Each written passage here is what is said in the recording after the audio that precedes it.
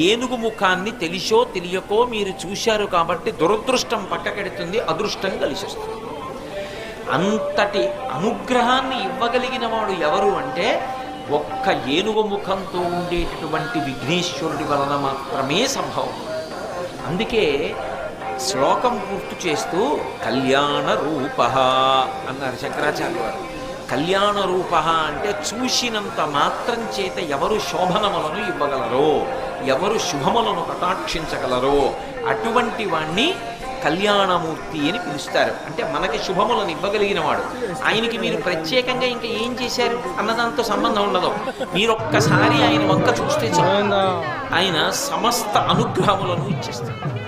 అలా ఇవ్వగలిగినటువంటి కళ్యాణ రూపం ఉన్నవాడు కాబట్టి ఆయన మహాదంతి వక్త్రాపి పంచాస్య మాన్య, అంత గొప్ప ఏనుగు ముఖంతో ప్రకాశిస్తూ ఉంటాడు.